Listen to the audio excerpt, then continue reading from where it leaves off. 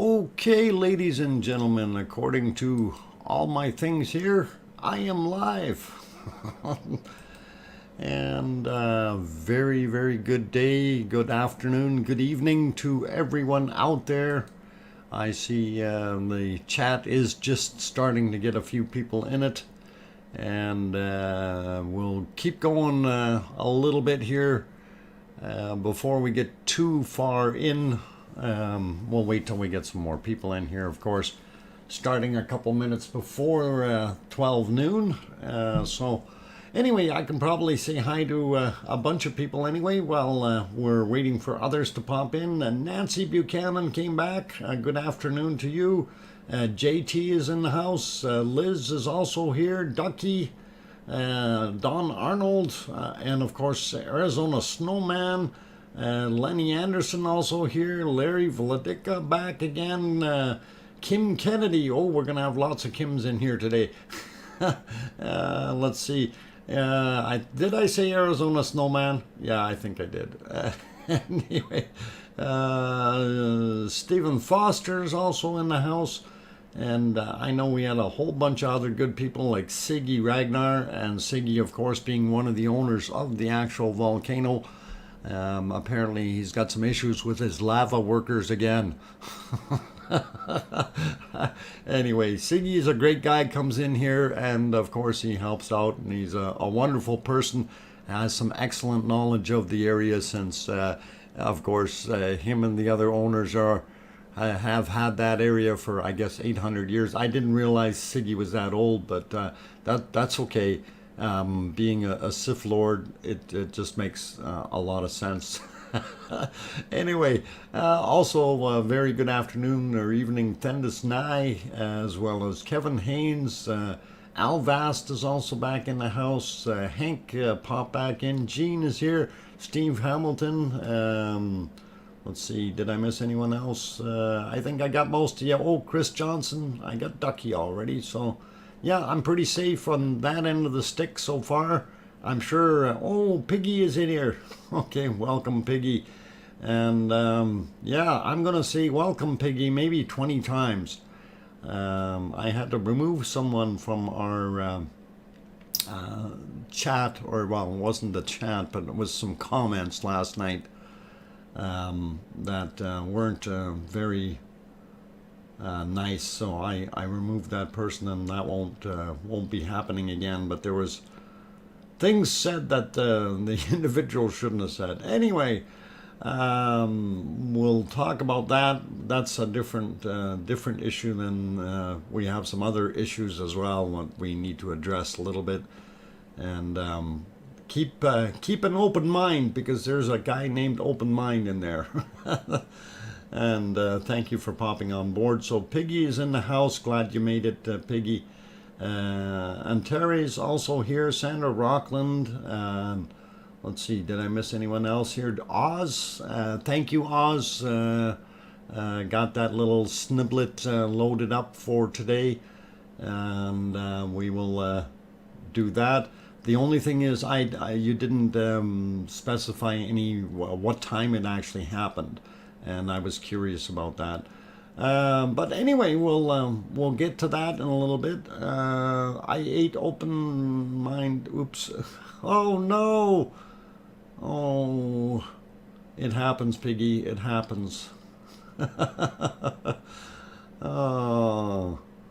Okay, let's see. Annie also in the house. Glad to have you on board.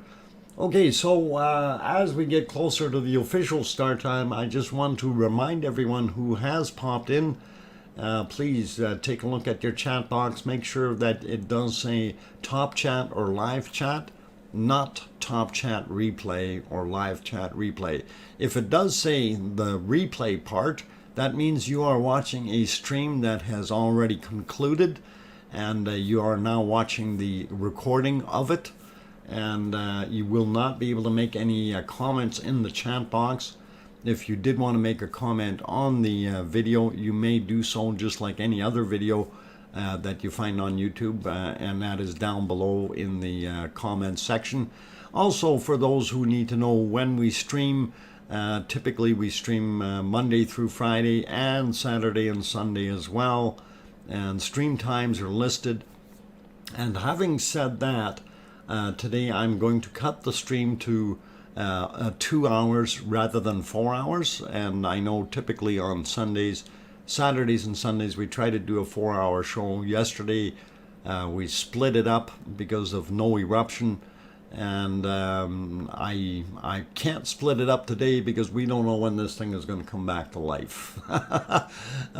But we will keep going with as much as we can today and keep you happy with some material that I have kind of gathered up, and I have permission from someone to show his video. And a big thank you goes out to DK in NY, so DK in New York. And I will be posting, actually I think I have it in the description already. You will see his link in there, and he has given permission to show the video. So it is, I think, 19 minutes long, so we will watch that shortly. Anyway, since it is official start time, I see a few more people popped in real quick. Pamela Moncure is back. Tom also in the house. Juliet, Ellen Coker.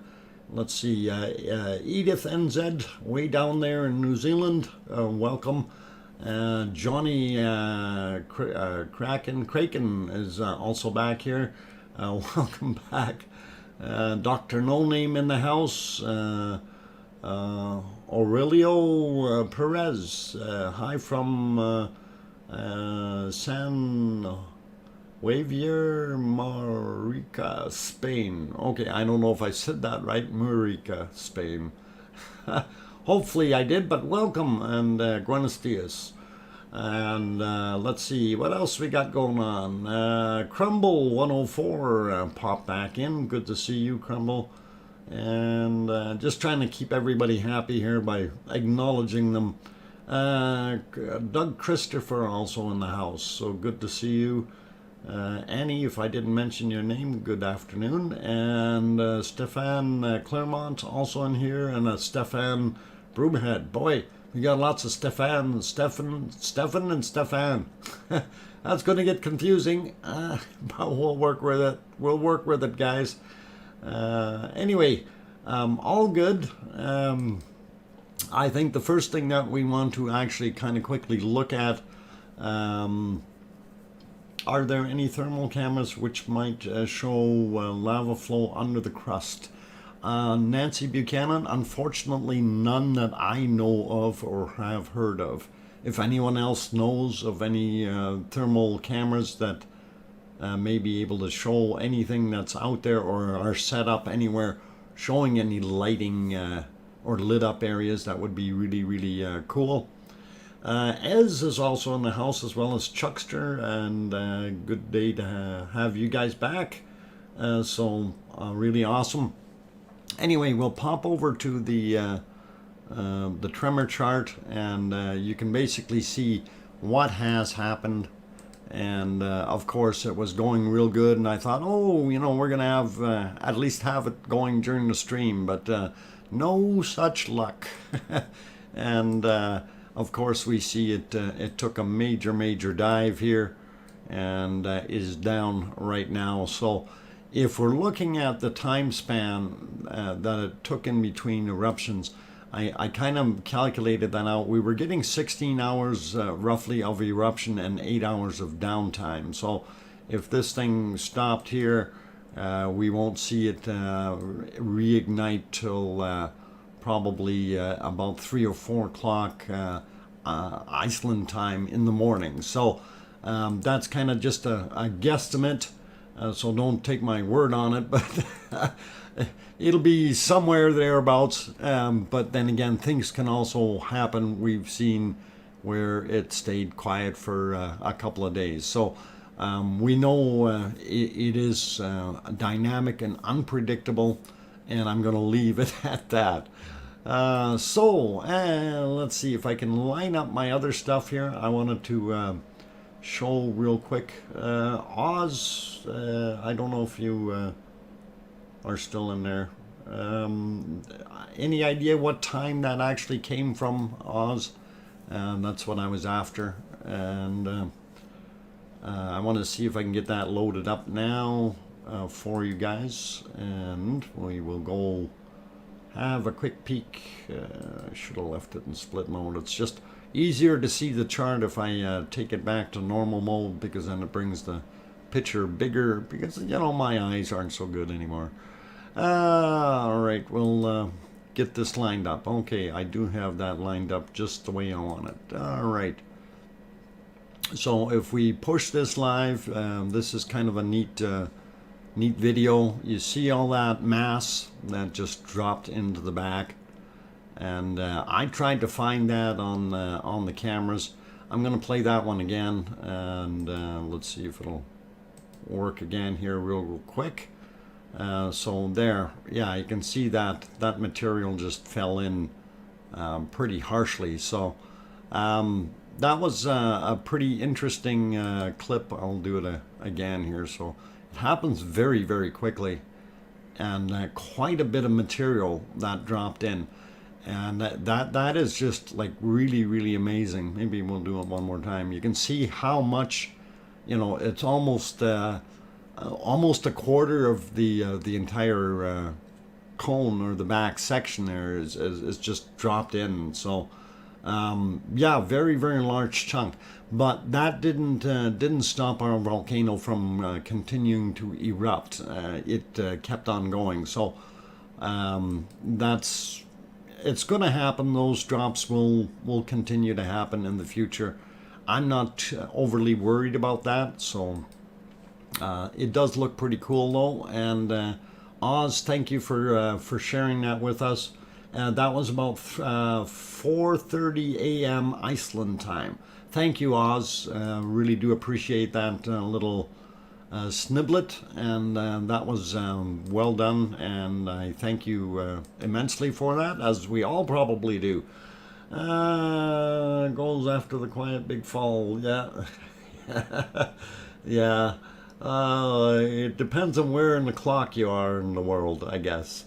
And I was trying to find that, you know, and I just couldn't. It's all good. Anyway, just back to the volcano here for a second, just so we can see. It is pretty quiet on the front, so it looks pretty good. Now, I guess there was some kerfuffle in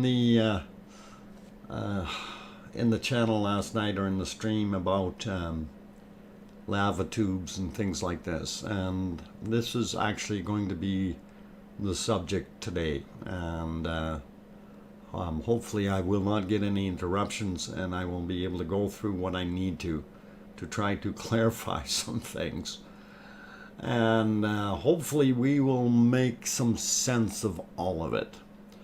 I wonder how that big, you know, Fendus, that when that stuff falls in, and it depends on how much lava is actually sitting in the crater, and how it, you know, where it drops and how it reacts. And we know we have that one day, I remember, where we had that great big curl wave that came out.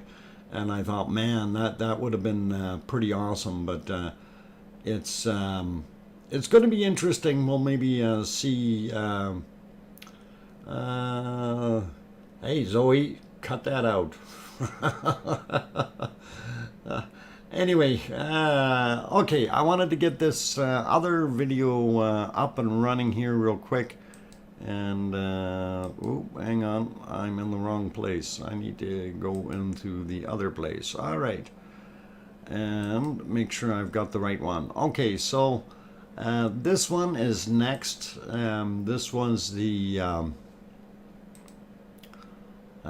close-up cam, and of course we're going to watch it for a second. This is a few minutes long, this clip, and they were panning around that close-up cam.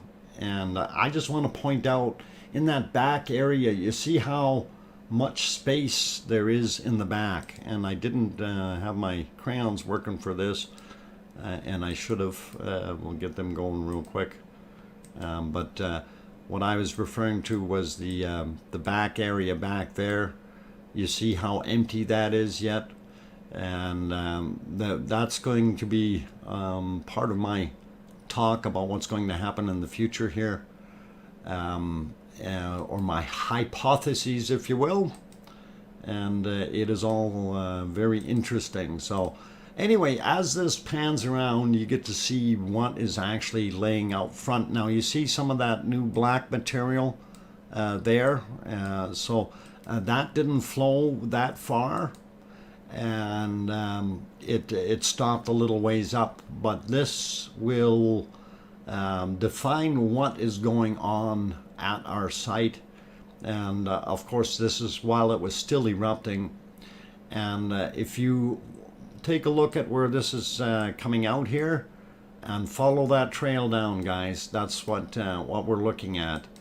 And this is the important part for this, is if you keep following that trail, that stream of lava, you will actually see, and they do show it on here, it is very, very good to see that it is flowing, and it is flowing into Upper Meridalier, okay, the no-name valley, and it is going to end up going down the hill into Nat Hagi.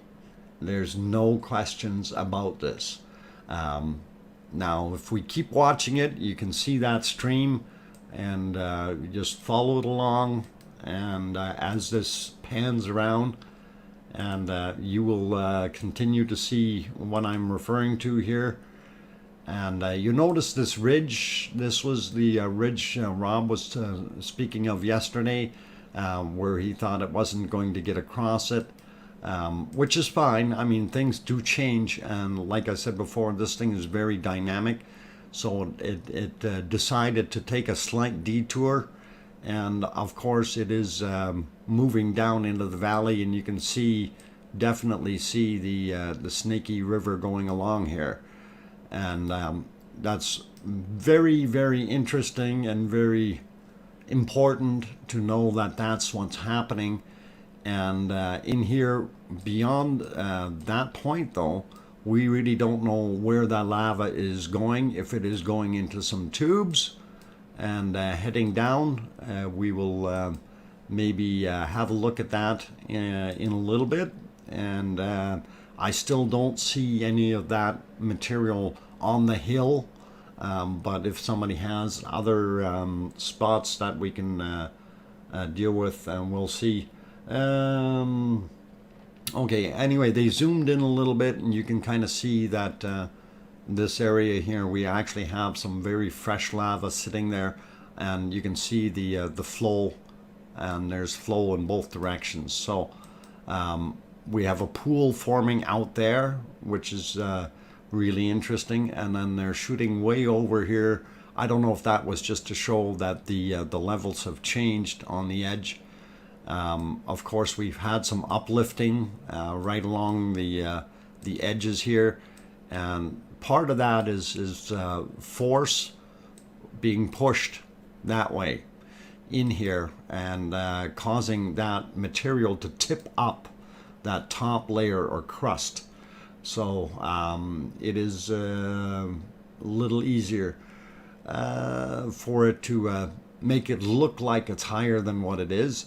But the level is definitely rising in the Upper Meridalier Valley, and we know that material, once that level gets up high enough again, it will find its way and work its way back down the hill.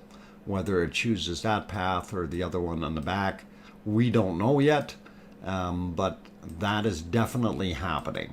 Okay, so no questions about it, and it looks pretty cool. Anyway, I'm going to let this kind of pan back, and you can see that stream of lava moving out there, and you can also see that higher ridge in between with a lot more of the sulfur-looking material laying on it. Kind of interesting, and they did zoom into some other areas here. I thought that was kind of neat, They were trying to get a shot of the northeastern outflow point in Meridalia where the two white vehicles are. But of course they're looking over a very hot lava bed, so it's a little bit hard to deal with as far as the camera is concerned.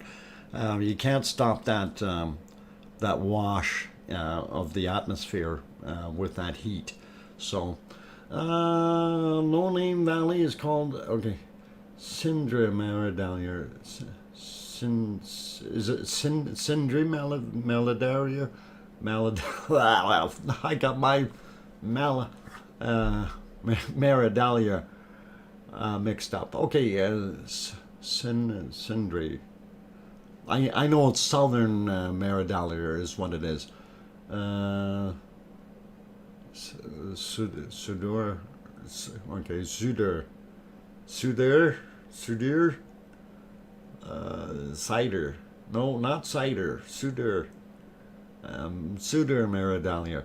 But yes, that's the same, one and the same that we're referring to, guys. So is the RV what? No RVs. Those weren't RVs, were they? I didn't see any. Where is this cam located? This is the one that is actually on Theater Hill, and they were panning it around. It's usually the close-up view, and they were panning it around, so it was very interesting to see and capture that that little tidbit, and it really shows what we wanted it to as far as the flow going into the south. Why not just call it Southern Meridalia? Seems simple to me. Grockno, yeah, you're absolutely right. That's probably the easiest Southern Meridalia, and it's so many people have named it something else. Anyway, looking at this, take a look at Equipment Hill, and you could see, well, it was going so fast we couldn't see that. But you seen the wind turbine that was still sticking out. We do have, did have a lot of lava that had flown over that, and I want to see if I can get back on that. Maybe stop this thing for a second. It is a beautiful lava flow and welling, and we will talk about this guy, this big nodule here, in a few minutes as well. Okay. And you will get a much better view of it, I guarantee you. So it's going to be interesting, and anyway, I'm actually going to, I think, stop the video right here if I can. And media, no, hang on, why is it not stopping for me? Always that way. I'm stopping the wrong one, that's why. And okay, I want to stop it and I want to back it up a little bit. So we will back up to, well, I think I went too far, and we'll get it in just the right place. Whoop. Actually, yeah, I'll just let it play just a little bit here, and then we'll point out what I was pointing at there about Equipment Hill, just so you guys can actually see it. So, oh, what happened to my whiteboard?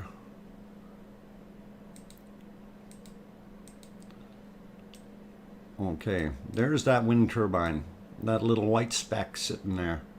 And that is what's left, and you can see in the foreground here, the other day it wasn't covered. Today it is covered with lava. So we've had a very large flow going there, and also pay attention to the height.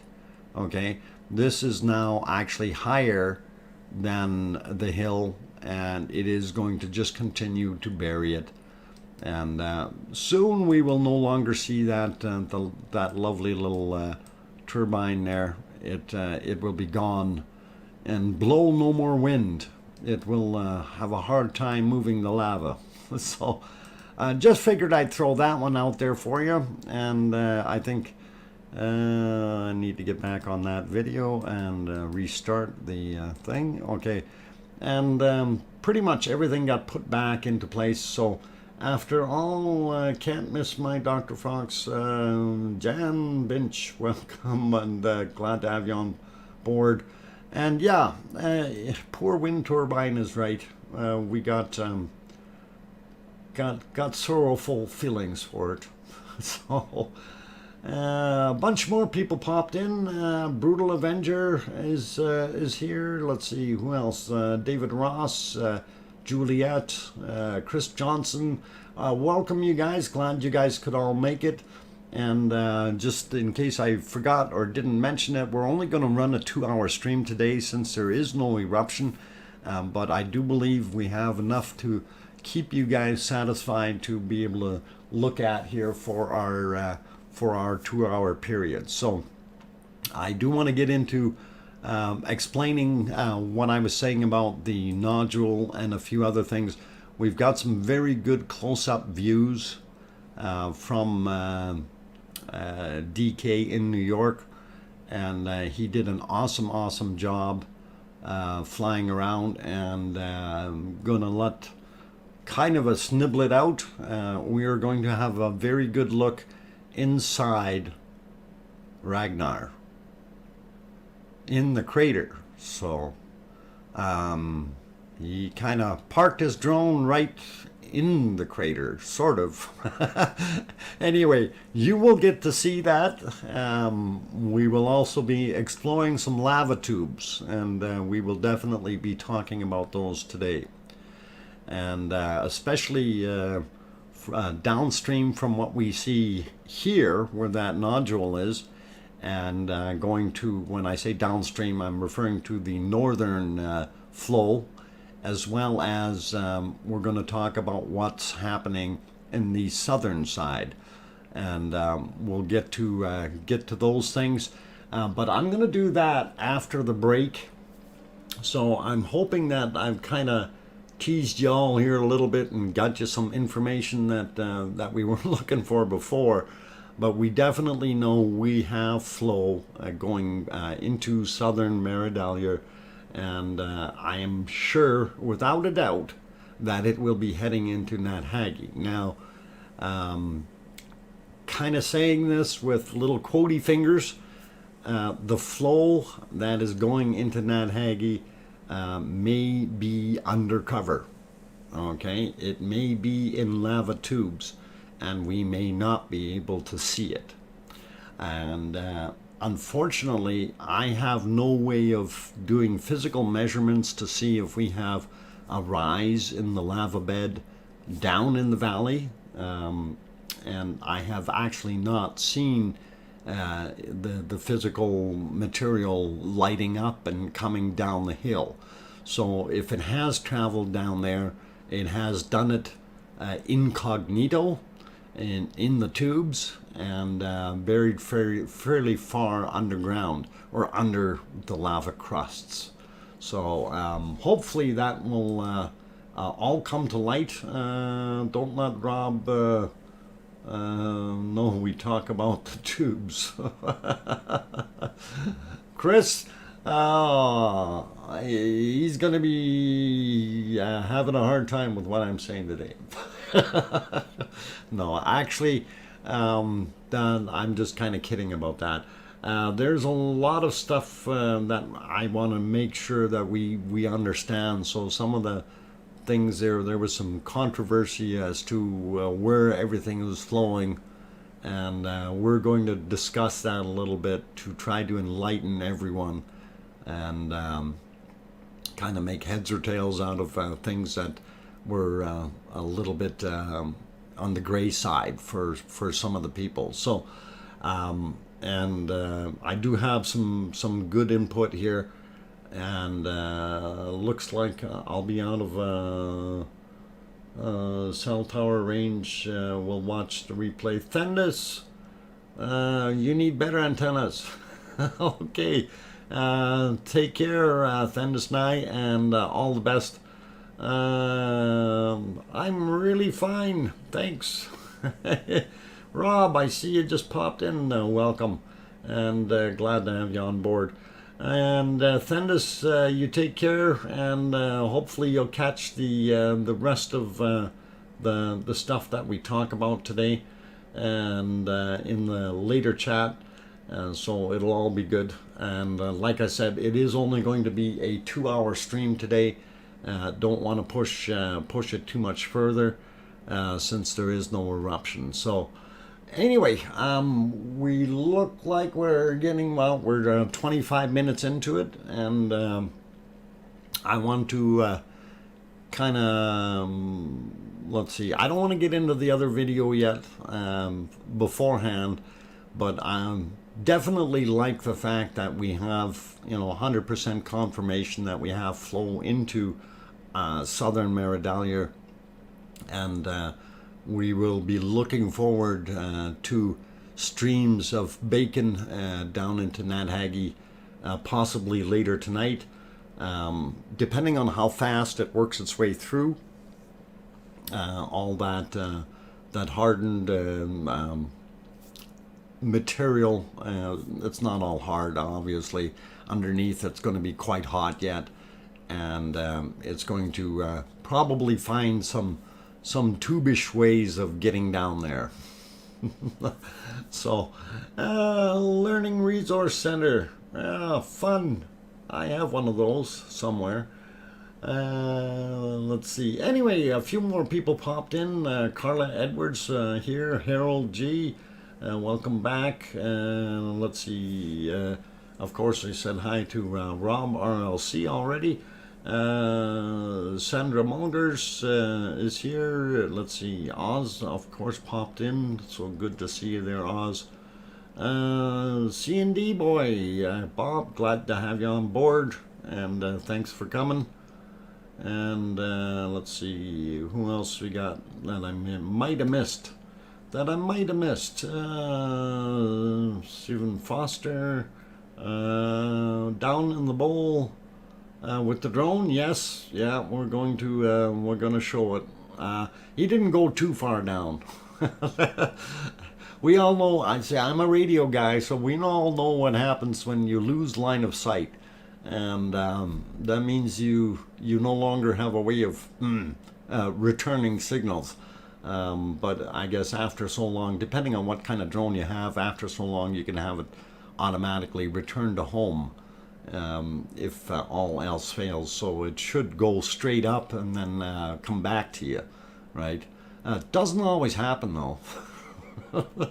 A few guys out there haven't had it happen. Jim Strickland also came in. Good to have you here. And Frank McLeod also here. Sharon Stewart, welcome. Lava Junkie, good afternoon to you. And glad you're here. Jane, I think I might have mentioned you already. And Clive also in the house. Period is 28 days in Iceland. Okay. Period isn't 20. Oh, okay. All right, 20. I'm not sure what you're talking about there, but I'll leave that one alone, I think. Who else did I miss? PJ Steele, welcome back. Glad to have you on board. Kim Raudenbush, only 2 hours. Kim, that's all you get. 2 hours today. No more, no less. Maybe less, just because you bugged me. I'm kidding. Gonna have some fun.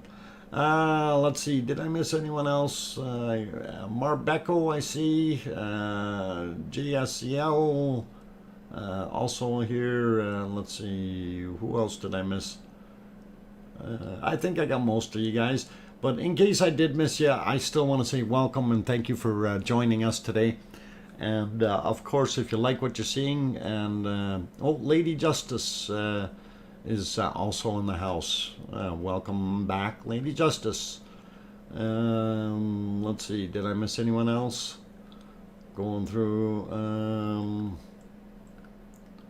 Going through. Okay, James Donnelly also popped back in. 420 in plain sight also here.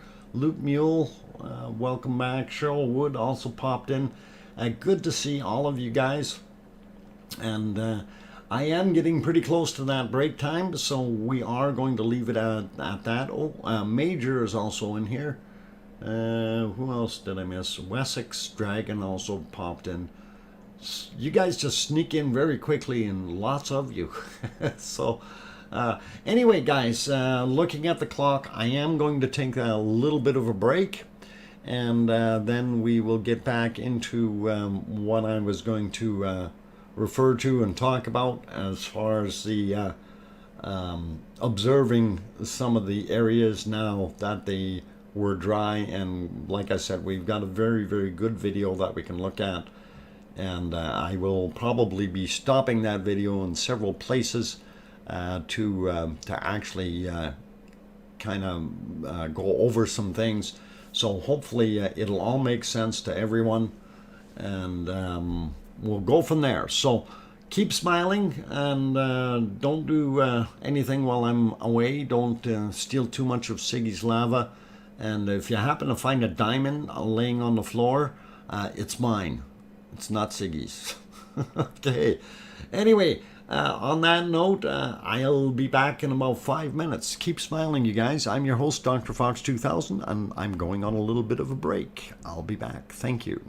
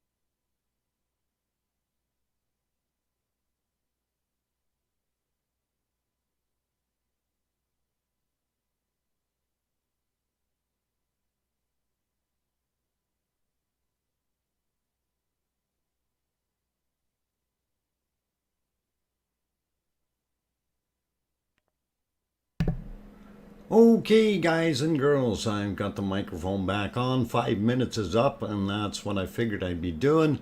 And let's see, just went back in the chat there, DJ. I guess you probably missed it, so I will put that one on for you so you can see that collapse. It's a fairly short clip. There it goes. And I will see if I can play it a second time here.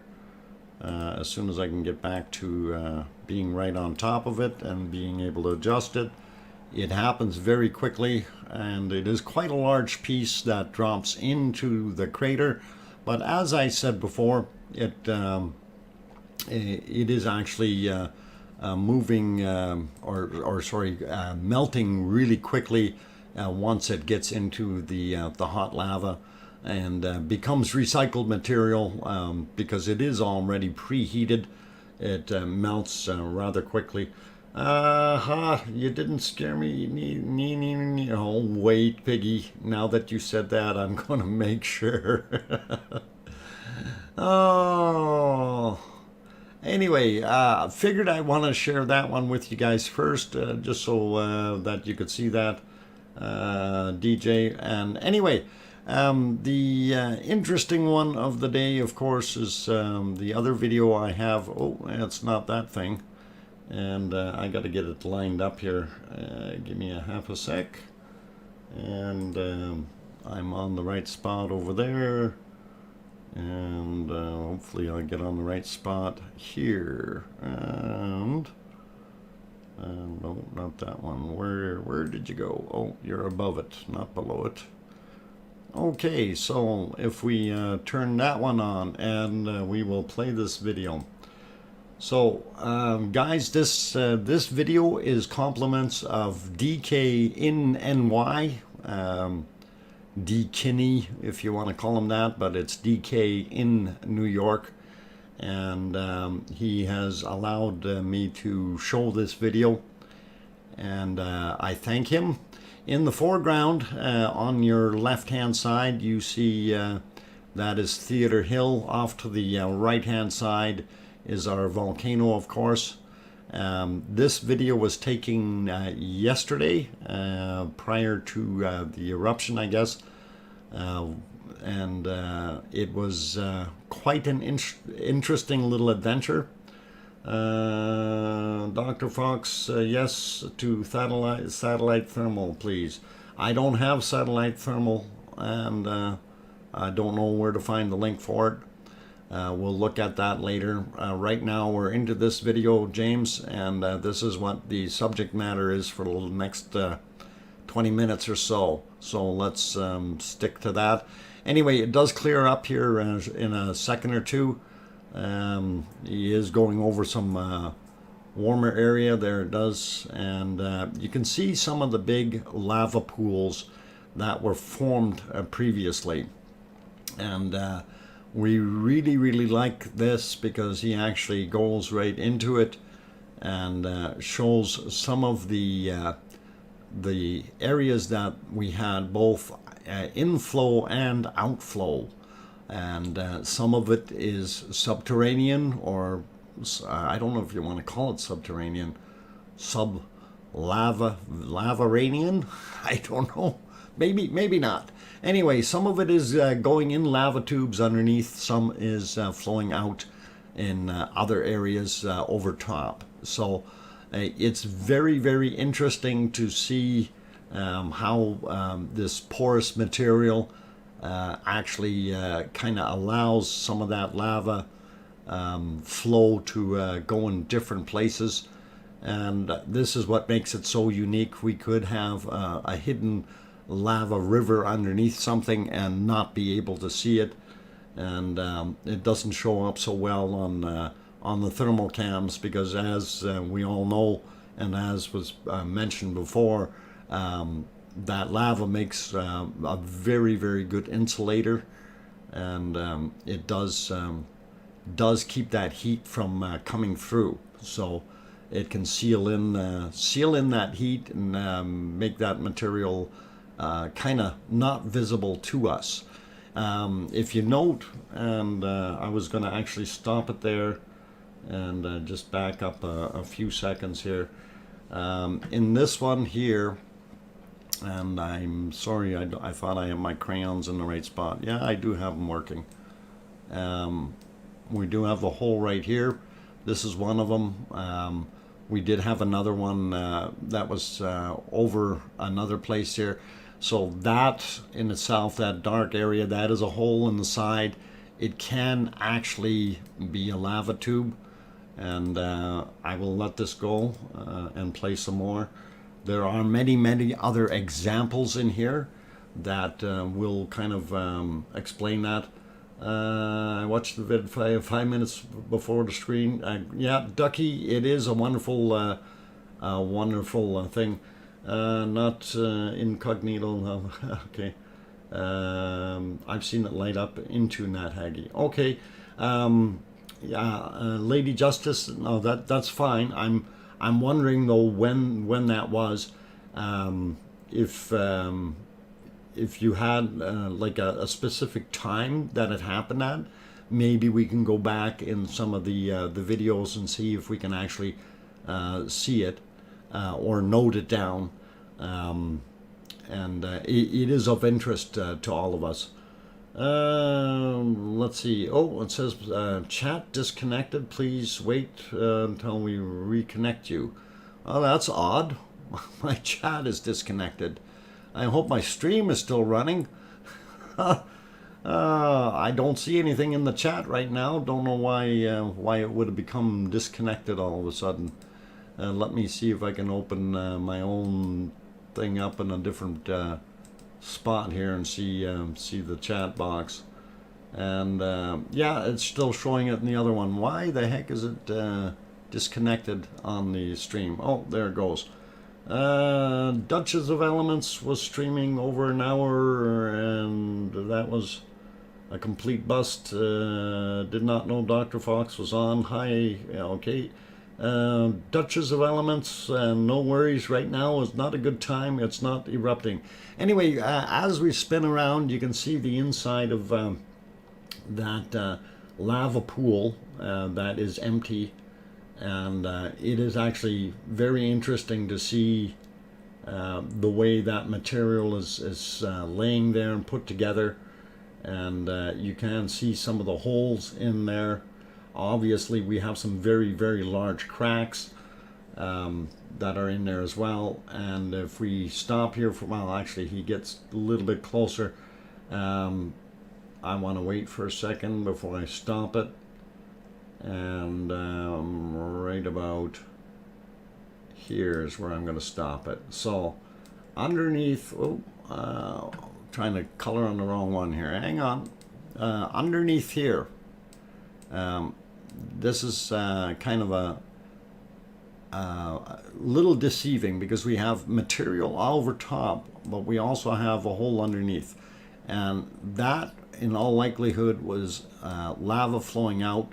It's covered itself up, and we know that, you know, this material keeps on building up over top. So that pool was being fed by the flow or lava tube that has developed in that area. Now, this is also a great shot to show you that the lava that spilled over on this side did not go awfully far, and this was the extent of it on the Geldingadarler side. Okay, so that is pretty cool to see, and we will keep this rolling, and we will get a little bit of a close-up view of inside the crater right away. And I think you guys will really appreciate this. It is actually very awesome and actually very risky. Because you can very easily lose contact with your drone by doing what he did and flying it into the crater. But he does have a very good look in the crater, and this is of course what we really wanted to see in there. So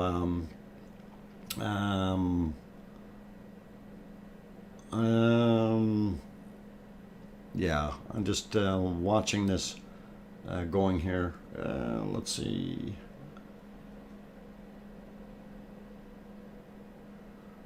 Okay, so yeah, he's getting up a little bit higher. And I was going to talk about that nodule. I think we may just wait till he gets it up a little bit higher in elevation. And then I'm going to stop it right about here. Okay, so we see that nodule that lava is really bouncing off of. And that is this thing right here. And you can see how large it is. And you can also see that we have a deep flow path right beside it. And this is the ramp where the other material was coming down and feeding the material that was going into southern Meridalia and probably heading down into our wonderful Nathagi as well. Anyway, so that large boulder-looking like nodule that is there, that's what's causing the divergence in the flow. And if I get my scribbles off of it, you can see that it is starting to wear. Okay, you're starting to see cracks and fissures in it.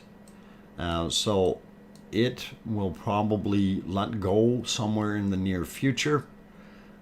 Once these areas reheat inside, of course they'll cause softer spots. The material won't bond as much as it was before, and it will let go, and then we'll see this guy going that way.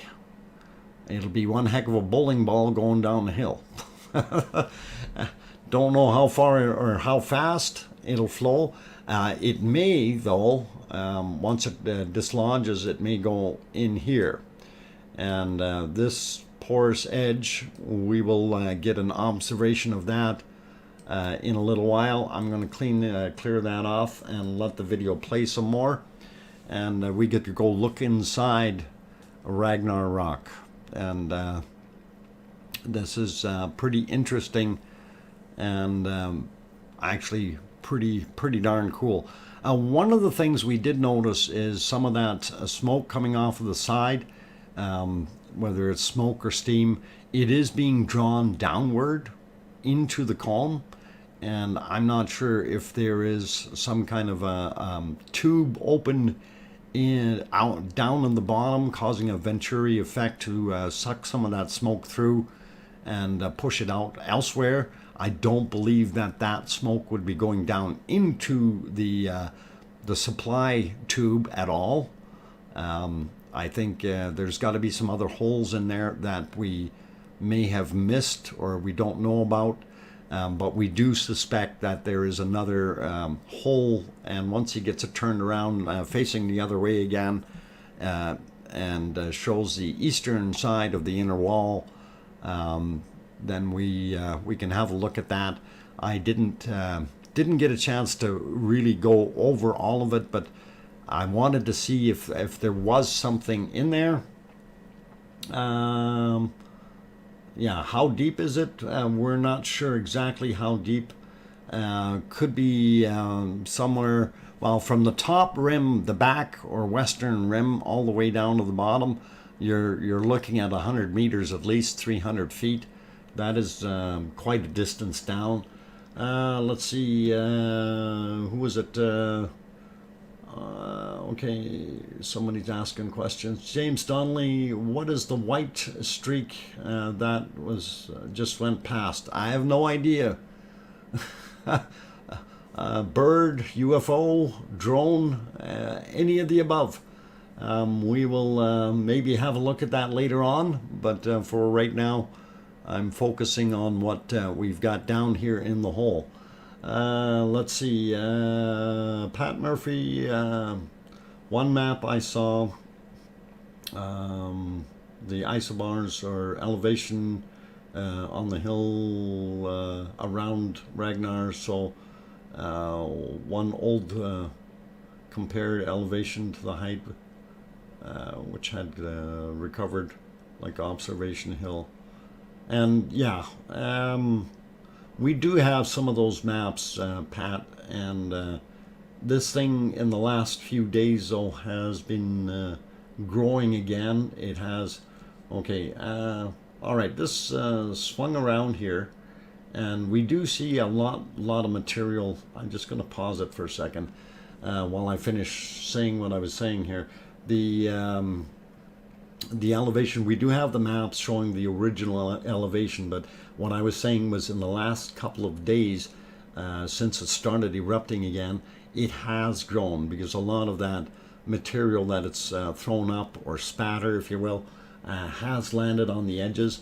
And this is actually a very good example right here, where we're seeing, we remember last week, this material right here was really notched out, and we had that big notch in here, and this has all rebuilt itself all the way along, and you can definitely see this is a line of fresh material all the way around, and this is very recent material. So and in some places it looks like maybe a meter or even higher in elevation, so it has definitely grown in the last 2 days. And this is something to bear in mind. Also looking, okay, Ducky says, what I find interesting is when the volcano is in a downtime, the sides of the volcano almost look dry, like it hasn't been in lava for a while. And that's exactly it. It looks really dry, but I wouldn't dare touch those walls, okay? You may have had some cooling on the outside. It may have glaciated over in some areas where you're actually seeing what looks like a very shiny wall. But I wouldn't be touching any of it in there. I can assure you that just a few centimeters underneath that, it's still red hot. So, but it is looking like there's hasn't been any lava, and I do agree with that. It looks like it hasn't had anything for a little while. So would love to catch that fireball rolling. Yeah, ripping off on a live stream. Absolutely, Duchess of Elements, you bet. The back wall, okay, back wall height has rebuilt or maybe grown as well despite the collapse. Absolutely. That large collapse that we seen just earlier, you know, even though it had happened at 4:30 a.m., so we did still have quite a bit of eruption after that, it would have automatically started rebuilding some of that. And we do see that. Lip of the cone to keep radio connectivity. Yes, if you go down too far, James, you will lose signal. And this is something I mentioned before. If you know, if what happens if you dip down into the volcano too far, and it depends on the drone you have and what your drone software is like. What likely would happen is that you would be sitting at a hovering point, and it wouldn't be doing anything till the battery got down to the point of hitting that return home point, which it calculates automatically. Then it should technically lift straight back up, go to your preset elevation and fly back to you, if it's calculated out correctly. So losing a drone like that, like the DJI drone, which this is a Mini 2 that he was using, a Mavic Mini 2, it would come back home if you did lose radio control, but it may take a little bit of time depending on how much juice you have in your battery. And you would be sitting there going, why is this thing not coming back? I've lost my drone. And all of a sudden that drone lifts up out of the hole and starts coming back towards you. So that's something to keep in mind. And you can very easily lose a drone. I don't know what some of the other manufacturers have, but that is something that we kind of want to look at. Anyway, looking at this, of course, here what we can see is this is our primary exit for the lava. Right now, unfortunately, in this view, this bottom section here that I was looking at previously had bubbling going down. inside at this end.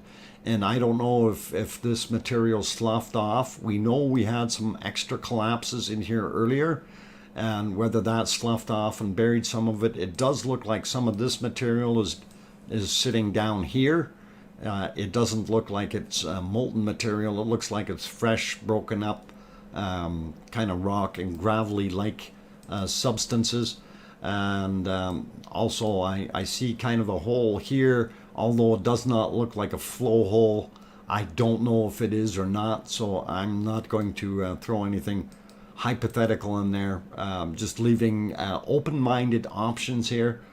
So very, very interesting material.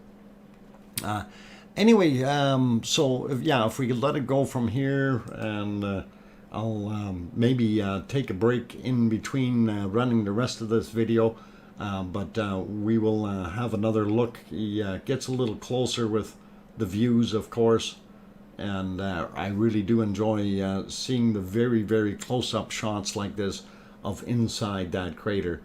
And that is awesome. And you do see that lava down in the bottom. That is very, very interesting. So, and we do really, really want to say, you know, very big thanks for DK in New York for allowing us to put this video up here today and share with you guys. So it is really, really awesome, and it really does help to be able to see what is going on in the area.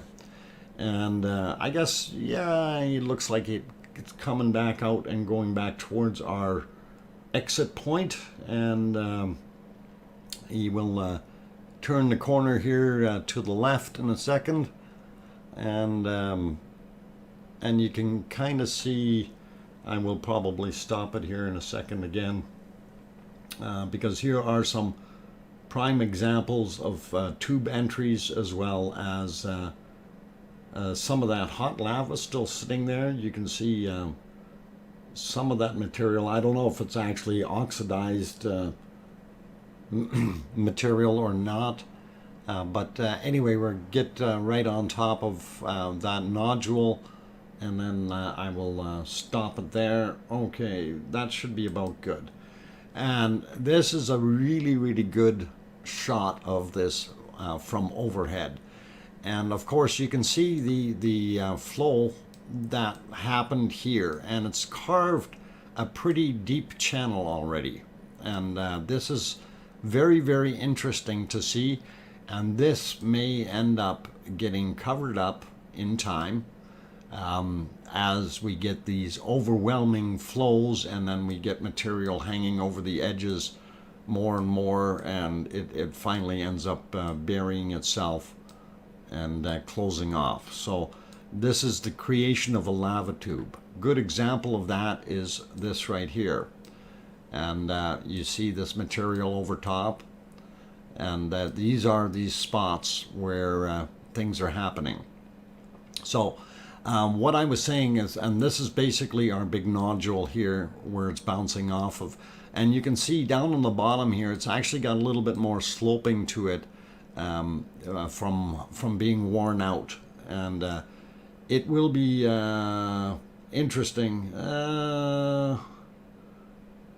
Upward motion in the Tremor Chart. Oh, okay, let me have a quick peek at that for a second. I'll refresh mine here just so I can see what's going on. Maybe we're going to have another eruption. Okay, yeah, Tremor Chart is doing something funky. And that doesn't mean that it's going to come back up right away, but we'll get to that one after the break, okay?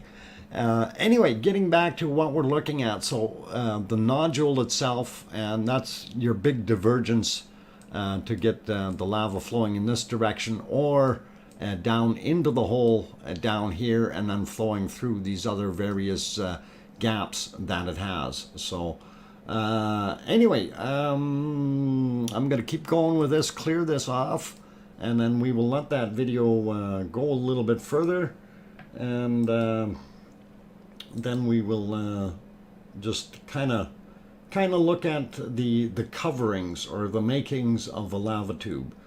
And this is kind of what Rob was throwing out there yesterday a little bit, and I think I'm gonna stop it right there because this is perfect.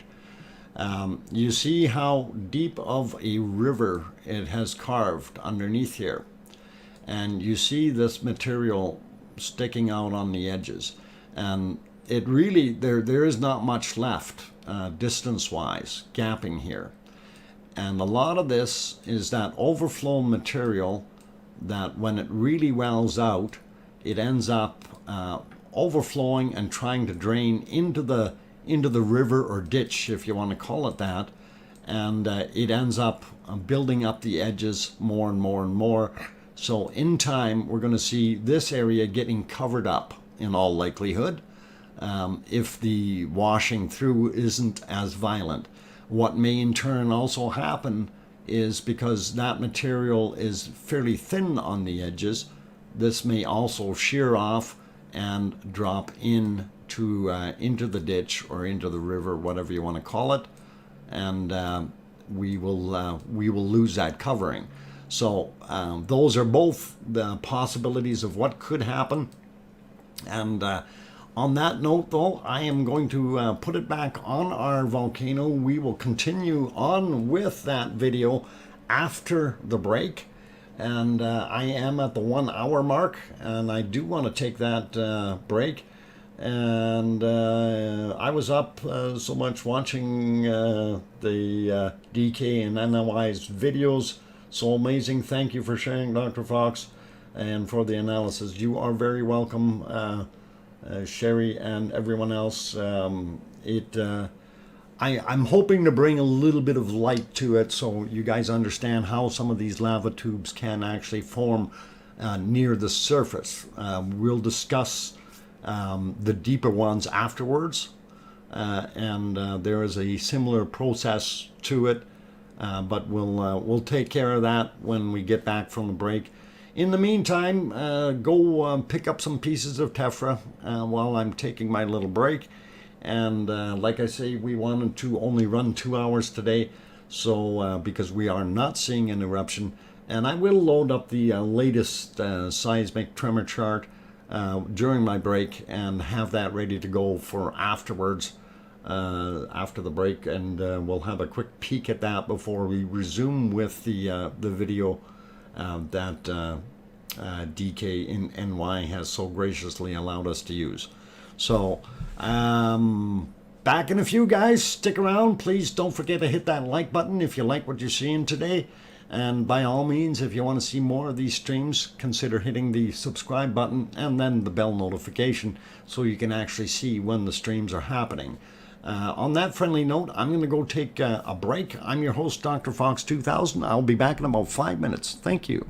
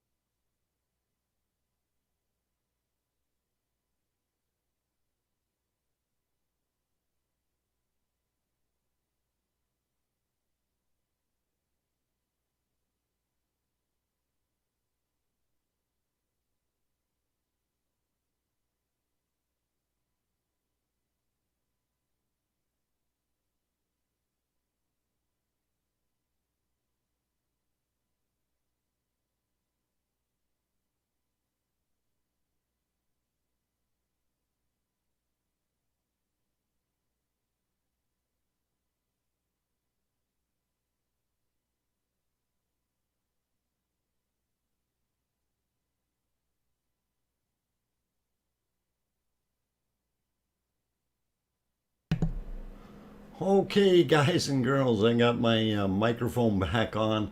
And no, I'm not going to pick up that yellow stuff. It's not goldish material. It's sulfur. It's stinky. Unless you want to make matches, it's pretty useless. Oh, oh boy, oh boy. And no, I'm not going to walk out there to go get any. Maybe we'll have to strap Piggy to the drone and have her scoop a little bit up as we're doing a flyby or something. A little bit of fun there. Oh, I forgot about you, Piggy. I honestly did. I was concentrating on the other thing, but I got one more shot on this stream, so I'll see if I can do it. So stick around. Don't you run away. Really, don't run away. Anyway, I did say I was going to bring up the seismic tremor chart because there is some upward activity on it, and we do see that there is some activity, but it's not really moving up that quickly as of yet. It is still well down and below what I consider our eruption threshold, and as I was saying before, it seems to start spewing material once it hits somewhere around the 4,000 mark, if we're looking at our scale over on the left-hand side there, and that's when we seem to start seeing lava appearing, and anything above that seems to be good to go. Not nice. I can't run run away at the moment. Piggy, no worries. It's okay. It won't hurt. Those straps, you had them on before. Oh, and besides, it's your harness. You made it for the drone. All right. Anyway, I wanted to kind of just look at that chart, and we do see that we do have a little bit of an uptick, but our latest line here was still down quite far. And again, you know, it's not as low as it could be. It could be down lower. So if we have a shallow cycle here, that's fine by me. I'm still thinking it's going to be at least 6 to 8 hours before we see lava coming up again from the stop point. And that would have been, you know, from this mark. So we will probably see lava coming back up somewhere around here if it holds true to what it's doing, and that should be probably about 2 to 3 a.m. Iceland time, something in that nature. And again, that's just kind of a hypothesis or rough guesstimate, if you will, of when it could happen.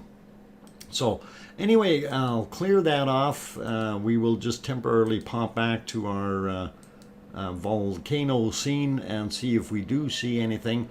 And I think it might be prudent to go around all the cameras right now. We want to have a look down at the berm down in that Hagi. Of course, it's built up a little bit higher. I'm not sure how much work they did on it, but definitely changed somewhat. And here is our view of that Hagi. And I kind of been keeping an eye on the front edges. I see my whiteboard isn't in the right place. In the front edges along here to see what's happening, and I've been using this. So that's what I've been using for a little bit of a determining factor as to what we're seeing height increase or anything like that. And I have not seen much of it. And it doesn't appear very obvious if there is some. Anyway, moving on to the other cameras, let's just pop into here real quick. Of course, this is our long-range camera, the from RUV, and showing all the way across the valley. We do see our volcano smoking, and let's see what's going on. Why is this saying that I'm not smooth video? What's it talking about? I don't know what the heck is going on. Why is the thing telling me to open a widget? I don't need to open widgets. I'm gonna actually do something with the other stream, and I did forget to turn that one to a single camera, so I'll do that now. and hopefully that'll eliminate that. Anyway, yeah, so that looks pretty cool, pretty interesting. And that's right, the sides are definitely higher than the left. Did not start that way. And yeah, so that's something that we want to keep an eye on. And I'm still of the mind that we do have something flowing down into the valley, perhaps at a lower elevation within that lava field, and it is causing some upward rise. And that is something that we are really unable to visualize. And even with thermal imaging, it would be somewhat difficult to pinpoint exactly where a flow is located. That is not to say that there is not one there. So we have to take it with a grain of salt in that respect, right? So, and we already know that in some of the other people's videos, of course, they have shown. Why is that one buffering? We'll go to the other one. There's that gold material you want to scoop up. Anyway, the interesting part about those lava tubes, we know that we have lots of them coming down out of southern Geldinga where it comes into Nad Hagi. Those have been videoed by just about everyone, and we know they exist. We know that we've seen flow in them. We've seen flow coming through them, so they definitely are there. Now, if there are other ones below that, beside them, underneath them, this is hard to say, and it can actually, you can have a tube within a tube. So if you had material in a tube that slowed down and started crusting over, and you had some cooler air blowing in there, you could get some heavy crust on it. And when you have a physical opening and you look down in that physical opening and you see, oh, it's all solid flooring in there, that may not be true. It could have another layer underneath and actually be flowing, and we would never know. And again, it would be having to be on site, having to deal with some of that stuff with hands-on testing, and that is very difficult and very risky for anyone to do. Oh, that one's still stuck. Okay, I will fix that one. And while that's happening, like I said, we want to get back into that video, and I am going to get back onto that screen. So we'll continue off, and the video that we are watching is from DK in New York, and he has provided permission to show this. And you can actually go into into this video and actually see that in the comments he's openly provided it there, and there's no question to anything. Someone was saying that you could build a house in one of these tubes, and absolutely, you got room for condos in there if you want. In some of the spots, some you'd have to build very skinny houses. But in some places, I'm sure you could get away with having a 10,000 square foot building in the tube, and you'd never see it if it was hidden. So I'm going to restart that video, and we'll keep on going with the commentary on it. And I really do like the fact that DK in New York allowed us to view this or share it on the stream. And big thanks to him, and it is awesome. Wish someone could drop a colored smoke bomb in the crater when it's empty. Oh, okay. All right, I want to stop this right here. And here's another good example of what I was just talking about, of multi-level tubes, okay? And when you're looking at this, you can see down in the bottom here, we've got one here. And this is actually at a higher elevation, this spot here. And now I don't know if those two are interconnected, If there's a relationship between them, if this one here is open to the bottom one or not, I don't know that. I can't tell from this view. But the interesting part is that they exist, okay? And that's the important part here of what I'm talking about. Because again, if we have lava flow that's just at that height or just slightly above, and then we get that same thing happening here as we do right over top of it. You can see those were flows from another side, and they've built a layer over top. As I was saying, you know, they may start out a little bit and keep progressing every time we get a well or surge in the flow. So that's kind of the same thing that can happen down inside in here and cover those things up. And then this tube becomes completely isolated from the upper level tube. And if that is the case, and you know, if this whole bottom tube all the way along was covered up, we would never ever see that lava flowing.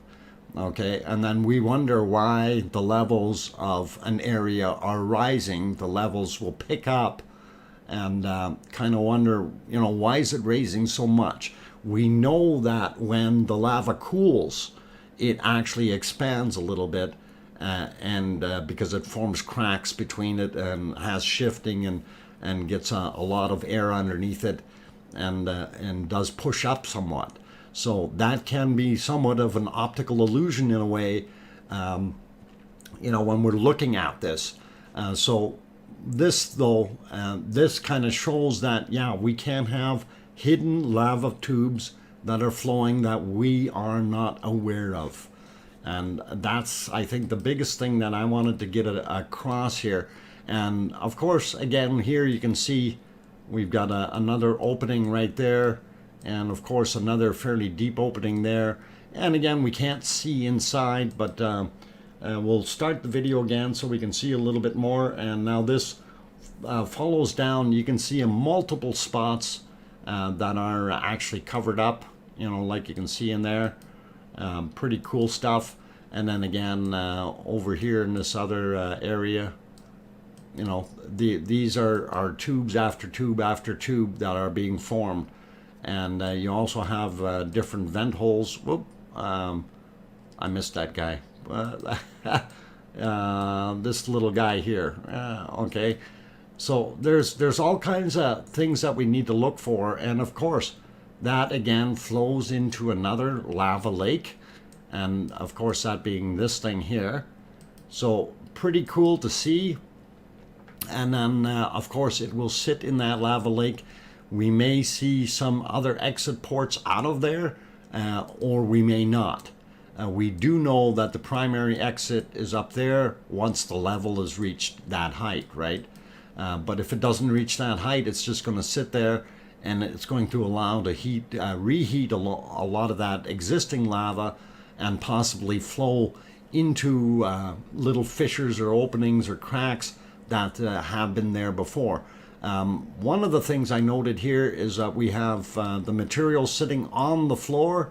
Looks like it just cooled off and is more of that pahoi style topping, if you will, and crusted over material. So it's pretty awesome to see that. Let's see. Oh my God, Dr. Fox, I want to take a breath in the silver lava. No, don't. Don't touch the silver lava. There's stuff in there. Anyway, you can see how the flows have turned from the subterranean back to surface flows for the most part, where you know, it's really pitted in some of these areas. And again, if we stop it for a minute, and you can see some of these pit areas where the things were welling up and down and creating holes as the lava cooled and flowed over it again. So we got interesting kind of texture to it, and a lot of it still has a lot of holes in it. You kind of see even just a little hole like that, and that little hole is actually probably about 1 meter in size because we're up in elevation quite a bit. And then, of course, what I was saying about the material breaking off afterwards, here's a very good example of what can happen if you had a lot of that material building up on the sides, and then all of a sudden you have too much weight. Gravity causes it to come down, and it does indeed crash down. So I will keep that video going. We'll get through the rest of it here before my next break. And of course, here's another good example of the lava tube that has developed, and you can definitely see the entrance right there and the flow, and again the flow over top, not necessarily the same direction as the flow that was going underneath. So very, very cool. I'm going to clear that. Sherry Lawson, the drone video looks very similar to wilderness area by my house in Utah. It once was seismically active with volcanoes, and yeah, that could very well be it, Sherry Lawson. I would not doubt that, because you do have a lot of volcanic areas that have not been decayed or weathered too much, and that plays a big role in it if you have very little rain and snow and stuff on top of that. Anyway, it shows various places, and here again it shows where that material was coming out, and then it regains into several different spots. You can even see some of the hot lava. If I back that up just a tiny bit, and we'll go back 5 seconds. Okay, there we go. You can actually see there's still hot red lava. It's either that or we've got a lava worker that's stuck underneath that plate. Anyway, just kind of letting you know that. And some of it here again is surface flow, and some of it looks like it might have been going in either this or that direction underneath here, and we don't know. A lot of these little spots here, they allow lava to flow in and go into other areas, and we don't see where that comes out, and I'm sure it accumulates somewhere and it may come out in different spots, right? So let's clear that back off. We'll keep going with this video, and it is pretty cool to see, and it does get pretty rough down here as far as the way things are forming, and that's partially because you probably have the lava accelerating a little bit, and you know, with the extra momentum, it's causing it to bounce up a little bit and really make some weird grooves in the hillside. Now we know that most of it was flowing on top, but we also have some spots that actually have tubes underneath there. So this is important to keep in mind, right? Let's see what else we got. Just looking, Teresa mentioned that. Okay, I can't write this evening again. Konkel, why can't you write? There's something under the debris. Oh, Bob is resting. Yeah, we know Bob is resting. Anyway, so DK flew the drone over into the corner here, and that does show you how much of that lava has risen into this area. And this is actually a very good close-up that we can use for future comparisons, because this is very telltale sign of what it was doing and exactly where it was laying. So very excellent on DK's part to capture that, and I'm super stoked and happy that he did. Now you can also see that there's quite a raise up in the back end there, so we are probably not going to see any flow out of that area for a long time. And of course this just he shows it flying back over the hill, or sort of over the valley, I mean, back towards the big hill, and he's going to show a couple more other things on the way there. Nothing of major interest, but we do see how uneven that material is down there. It looks rough. It looks like somebody's been playing with a bulldozer down there, pushing things around. And then you see some of that Pahoi style lava in between there, then again some more broken material. And of course that's because that stuff is cooling at different rates. Don't know, my smartphone doesn't like me. My brain too. Oh, smartphones that got their mind of their own. Nancy Buchanan was taught years ago that molten lava magma contracts as it cools, and you say it expands. Well, the lava itself, Nancy, the lava itself is not expanding, but the space between it is. It's cracking, and what happens is as it deforms somewhat, it breaks open. And I'm going to stop that video because it was fuzzy all the way to the end, and we'll get it back on here, but I will explain that. So actually maybe I'll just use the fuzzy background here for a minute and scribble on there. So what will happen is, of course, you're going to have layers coming in. So if you have a layered flow, and then a few okay, say all right, you have that layer come in, then you have the next layer on top. Okay, what ends up happening is now this layer underneath, if it was sitting and cooling for a while, okay, it will contract and it will get cracks in it. All right, because it is contracting and doing its thing. So that's before it gets the next layer over top of it. Once it gets that next layer over top, that next stuff is going to crack. And where's it going to crack? Likely in the same places. And that's not guaranteed, but it could very well crack in those same places. And some of it doesn't crack in the same places. Some of it will crack in different places. So if you have a crack happening, say here versus over here, you may end up having this piece sink down a little bit, and then this end comes up a little bit. And this is where we get that rough texture looking material. It's not saying that there's an increase in volume of lava.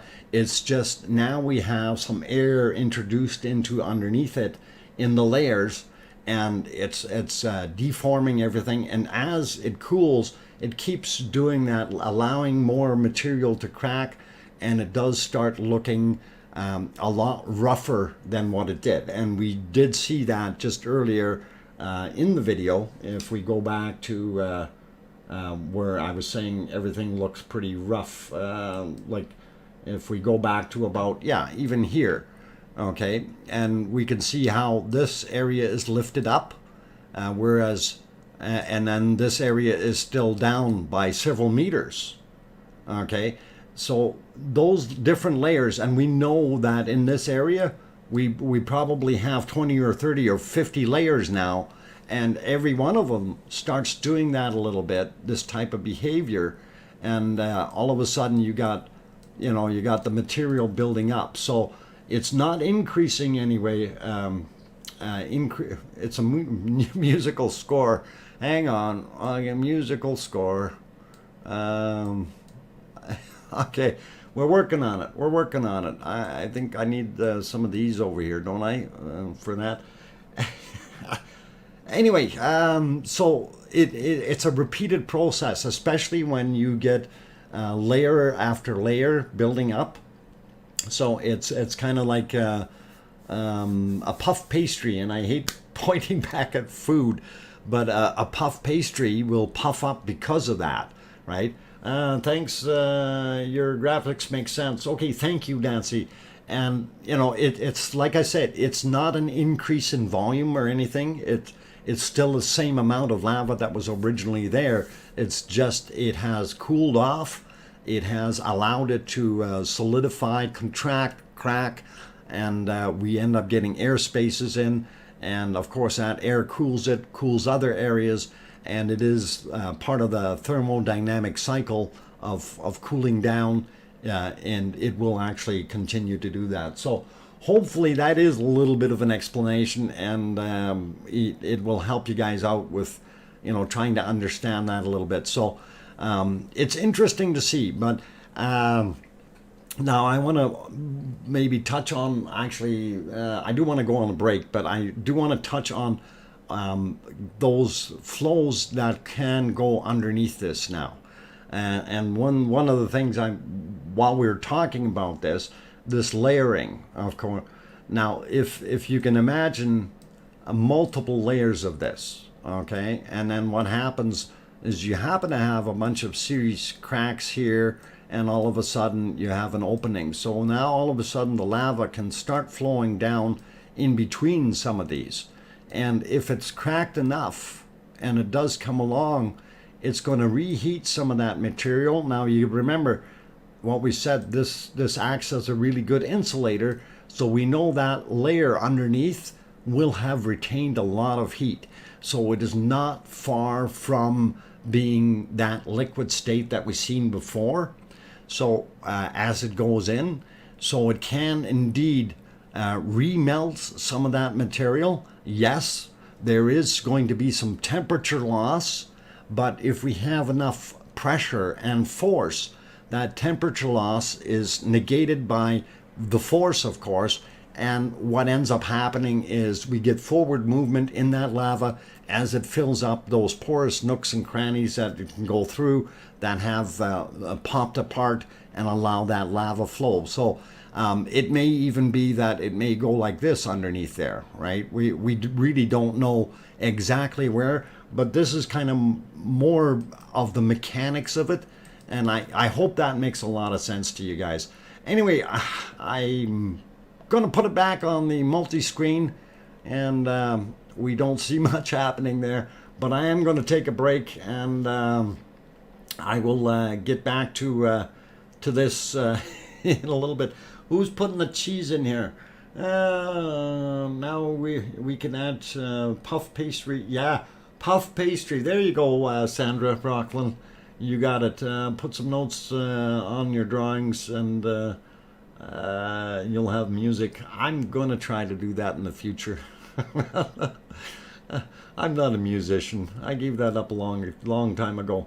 RD Wingo says, hello, lava lovers. Last night was exciting. Yes, and today is boring. Actually, today, so far, I'm liking the stream, even though we don't have a lick of lava flowing out of that thing. So, anyway, I'm going to go take that break. If you guys haven't hit that like button yet, if you did like it as well so far, please, you know, do hit that like button. Also, if you want to be in on some more of the streams, we do stream daily, so consider hitting that subscribe button as well. And I'm your host, DrFox2000, here in Edmonton, Alberta, Canada, watching the Icelandic volcano stream live, of course. And we'll be back to finish off our last half hour of the stream for today. And Roxy says, very interesting. Enjoy your break. Thank you for the £5 super chat, Roxy, and I will try to enjoy my break. So keep smiling, guys. Don't throw any chunks of lava at each other while I'm gone. And we will be back in about 5 minutes. I'm your host, DrFox2000. Keep smiling.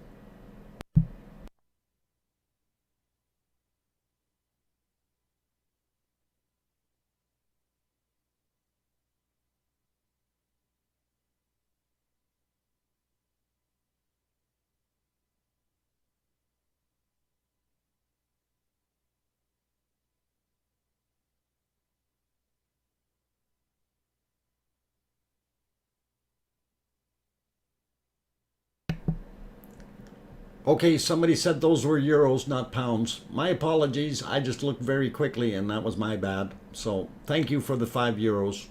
Okay, just so I don't want to make mistakes. But thank you, Roxy. Okay, I'll be back.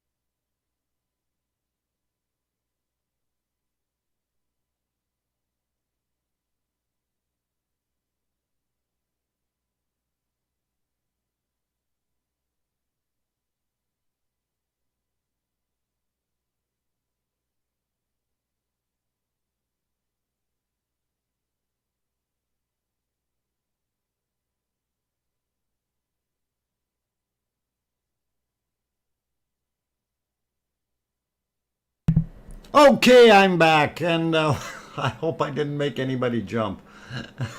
Oh boy. Okay. Sorry, guys, I had to do that. Did I get you, Piggy? I gotta have a little bit of fun and sense of humor, guys. Anyway, I'm your host, DrFox2000. I am back, and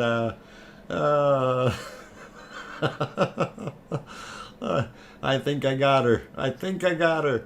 Oh, get. Oh, too much fun. Had to do that, and so everyone who's joining, I just took a little bit of a break here, and we're wrapping up the last half hour of our stream, and scared the ducky. Oh my God, we got ducky things all over the place. I just, I couldn't help it. I figured, yeah, I scared most of you. Oh, you started it, Piggy. Anyway, lots of fun. Good to see though that we've got everybody paying attention in the room, and awesome. When your turn, what shark? When Sophie Josephson, welcome back. Glad to have you on board, even though you might be, yeah, blame me, eek. No. Hey, quit putting those things up there. Oh, man. All fun, guys. We gotta have a little bit of sense of humor, and life is no good without a few smiles here and there. So please take that to heart, and really think about that. You know, we do want to have a little bit of fun and do our thing, and enjoy our days. So that's what I try to do, and I look at life. It is what we make of it, right? Anyway, I reloaded that seismic chart. I didn't see any difference whatsoever in what we had, and of course that is still pretty much sitting right in the same place. And again, I'm guesstimating roughly between 6 and 8 hours before we have an eruption. So probably 2 to 3 a.m. Iceland time, we might see something happening. And I'm just taking into consideration what we've had here before with the other eruptions. Some of them a little bit longer than, longer durations than others, but somewhere between 6 and 8 hours before we'll see lava spewing out again. And now I got Trothmos, got my merge wixed. I'll get it going. It's okay. And anyway, I do have the other things loaded up here. We just wanted to reevaluate what was happening here. This, of course, was the map to tell us where the lava was going to head in the future. And of course, our big red star over there, that's our volcano. And it has since filled a lot of material over this way and literally over Equipment Hill. So a lot of this is now covered. So this map is really not very accurate as far as coverage right now. And of course, we're still waiting for it to come out at that point over there in the northeastern location of Fagradalsfjall. Now, depending on what happens, because we do see that flow, that whichever direction it wants to take into Nathagi, we do see that. We know it's there. There is no denying it. If it finds lava tubes or ends up on the surface, either or is irrelevant, but it will end up down in Nathagi. And of course that will cause the level in Nathagi to rise.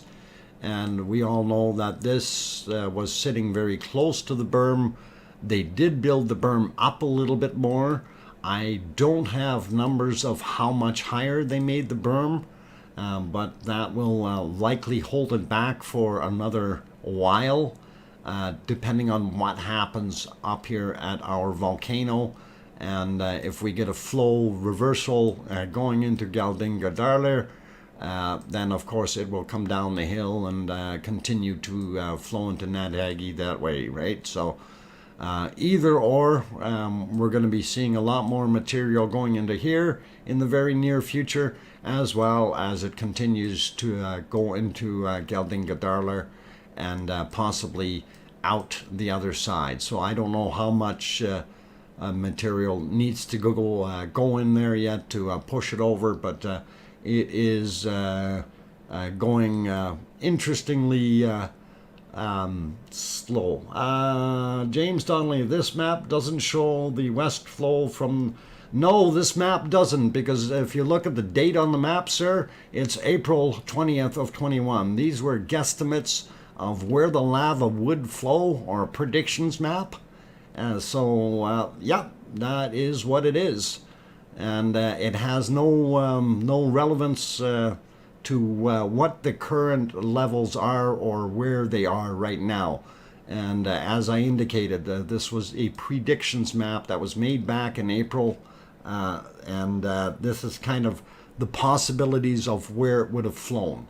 And it just points out, this is just a good tool to see that back here we're at 150 meters and we're at 135 meters is the valley floor in there, and for it to raise that 15 meters is a little bit more difficult, whereas we're actually a hump in the middle here is a lot lower, and it will flow into a 130 meter area and then have a possible path out. So that's what we've got there, and hopefully it's not going to confuse you, okay? And that's what I want to make sure that we are all understanding, that that was a predictions map. It wasn't an exact replica of what is pre-existing, okay? That was actually done way before that lava ever even got into upper Meridalier. Geldingadarlir wasn't even full when they first put that together. Predictions map. Yes, that's what it is. Yeah, don't anybody think that that thing is accurate. It was what they first came up with to try to calculate where that lava may end up going into the ocean. And it did show a lot of possibilities.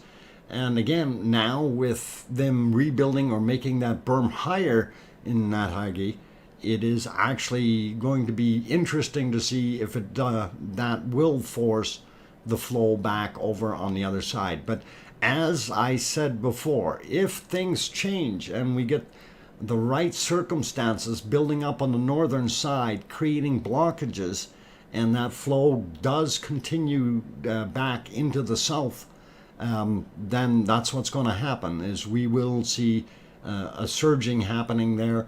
And even if we don't see it on top, flowing over top of the older material, it will still find its way down there in tubes underneath everything. And those tubes, and I don't know if you guys remember watching the very good videos that Guten Tag had put up, as well as DK. Ooh, choppers.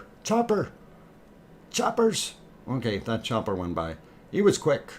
Anyway, the flows that were going into that valley, and you've seen those lava tubes on that west side that was coming down from Geldingadarlir, that area, of course, those tubes, you know, as we just explained earlier, we could have 2 or 3 layers to those tubes and we don't know it, and there could be flow underneath. So these are things that we have to keep in mind, okay? Just because we don't see it flowing on top doesn't mean the lava isn't flowing there. And I think that is very important. So if don't know how large the magma chamber is underground, they can't be sure. The magma chamber could create a new cone elsewhere along the rift. that created it. And claw, light claw, yeah, you got that right. We don't know if it would do that. It would take a fairly large seismic event or collapse of some sort to cause it to go into a different direction now. Like right now, it's pretty well established, and it would really take a major event down wherever it is that lava is coming from, whatever chamber it's sitting in. And I don't think a chamber is the right word. Because this material was supposed to be coming from fairly far down, we don't know if there is indeed a chamber, or if we have actually that material coming up to a certain level and it has developed a chamber, and we are getting more what we call geyser style eruptions again, only they're not coming out as hard and heavy as what we've seen previously. When I say that, I'm talking about when it was ejecting the lava up 200 to 300 meters into the air, that kind of thing, if not higher, right? So as he dig to build a dam and block the flow off, it could accidentally dig into the magma chamber with the equipment if it was close to the surface elsewhere. Likelihood of that, light claw, I'm going to be very optimistic. I don't believe that they're going to dig down that far. I believe the actual chamber would have to be quite some distance down.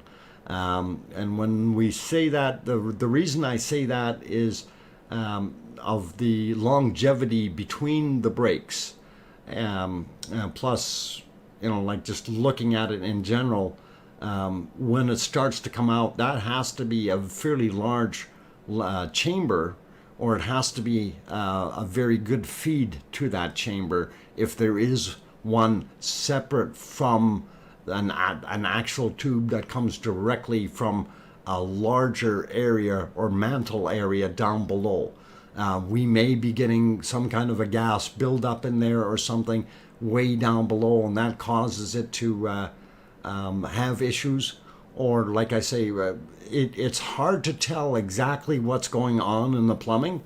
So I don't want to point or say it's this or that. There's a lot of possibilities. Dust and glass. On the drone shot of the lava lake, you could see the shadow of the drone. Did you know that the drone size is estimated? Drone size to estimate the scale. I'm not going to try to do that. The drone was a Mavic Mini 2, if you want to use that as your measurement scale, and that is approximately what are they, 12 centimeters 12 inches in diameter, or 30 centimeters roughly. So if you want to use that shadow as a determining factor, that might be a shot for you if you want to calculate that out. Let's see, DJ says we haven't really been getting updates like we did earlier in the eruption. And yeah, we haven't had the lava flow update, like the flow rates and stuff like that. I don't know why they're a little bit further between, DJ. We'll see what we can find out about that. When I was there on May 3rd, your channel was still speculating about new fissures forming, not so speculation about future fissures recently. No, not speculating about future fissures. Reason for that is because we have a well-established tube that is feeding this particular system. And so far what this has done, or basically shown us, over the last month and a half, 2 months here, that no, there is nothing else right now, unless we have a major ground fault disturbance of some sort. It appears that this will continue to go up in this direction. Daryl Spurlock is in the house. I want to say good evening, Daryl. I am good and happy to see you. Haven't seen you for a while. I missed you all. Yeah. Where you been? And did you hit that like button yet? Anyway, we're actually at the end of the show. That I just wanted to go 2 hours today because of exactly the problem that we have is no volcano is erupting. But I will just yak for a few more minutes, and we'll see if people had other good things to say or bad things. If you had any questions, there's certain people that I'm wondering if I explained some of that stuff to them well enough.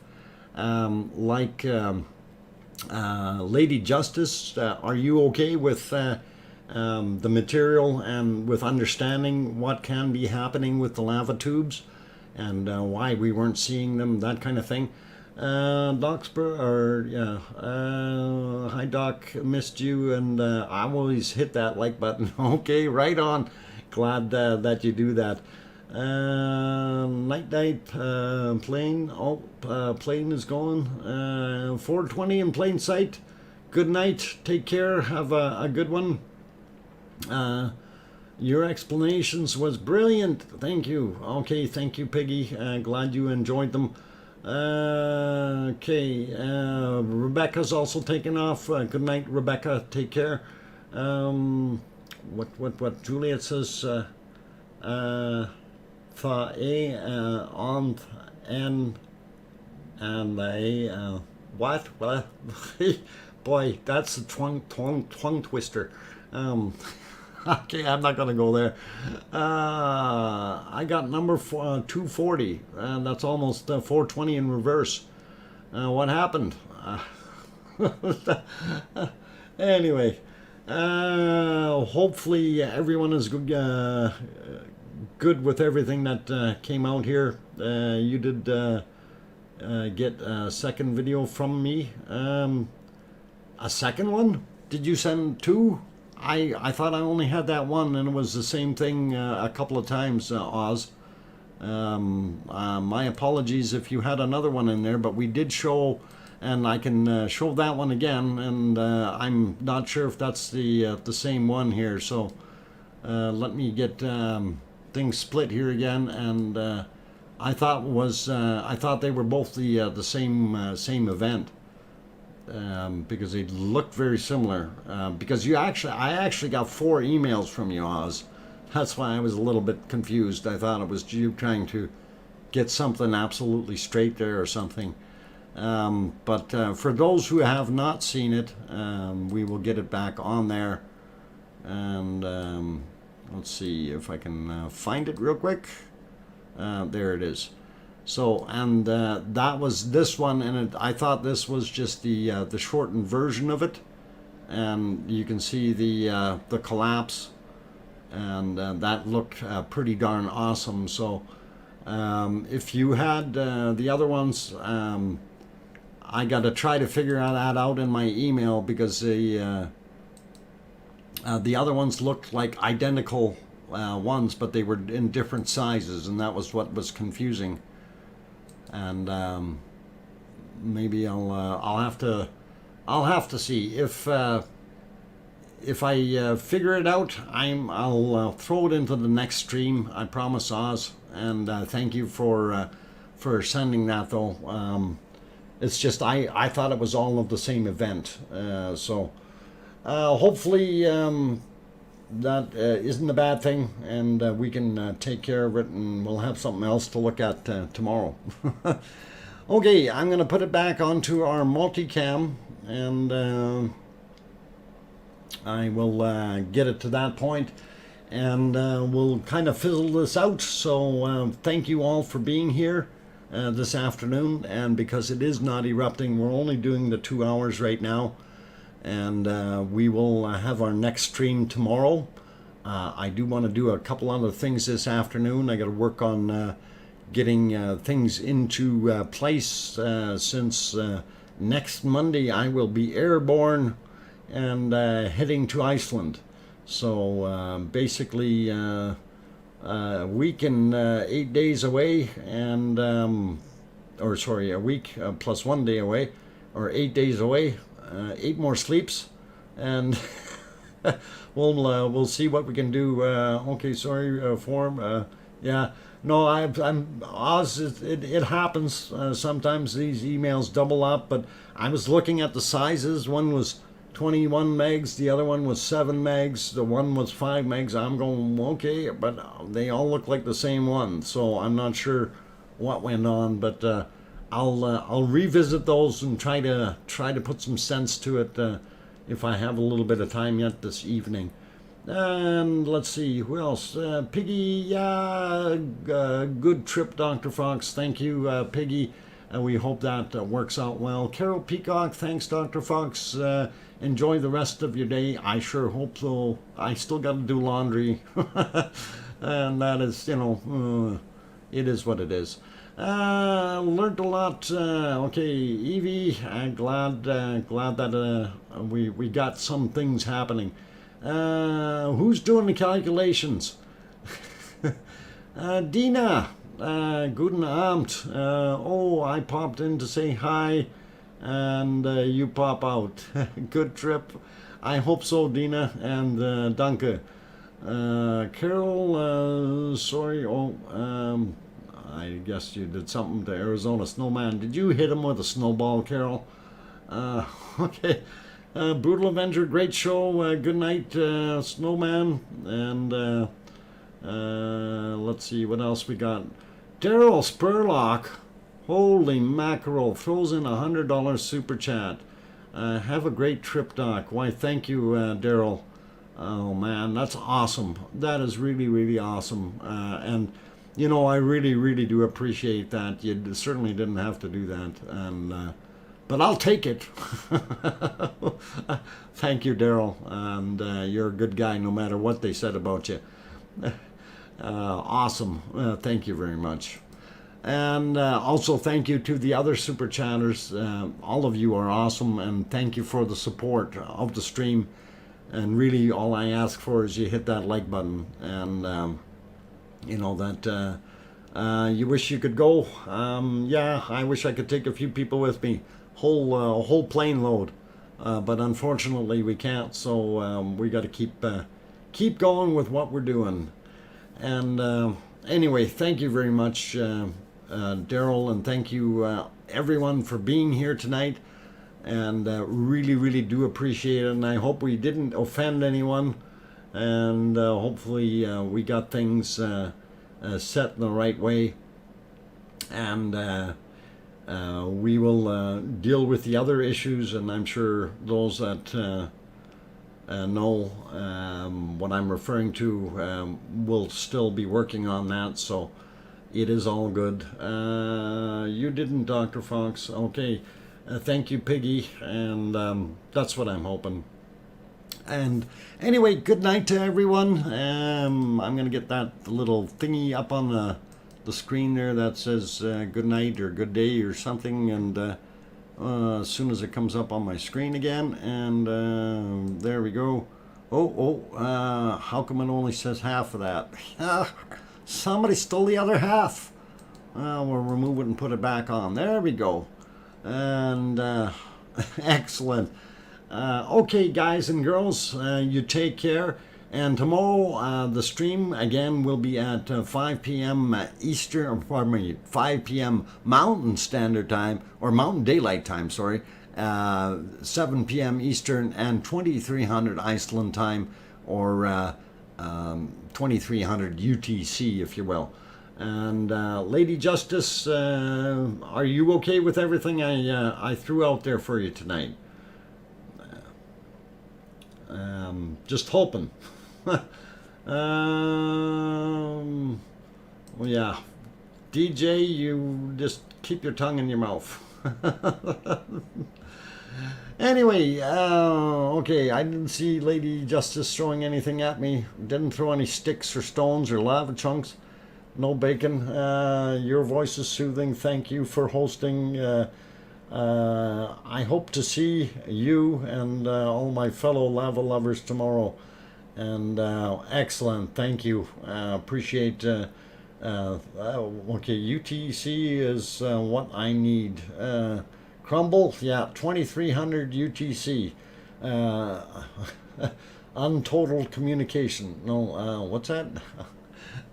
Universal time coordinate is what they actually refer to it as. On that friendly note, it's time for me to get off of here before I do say something that does offend people. Okay, take care, everyone. Thank you for being here. Really did enjoy today's stream. Thank you to the super chatters. Thank you to my mods. Great show today, and excellent to have all the lava lovers back in the channel, and nice to see. And we will see you all tomorrow night. And I am not on call, so I should be on time for the stream. And on that friendly note, please tell your loved ones you love them tonight, for tomorrow is never promised. I'm your host, DrFox2000. Have a good night, and we'll see you tomorrow. Thank you.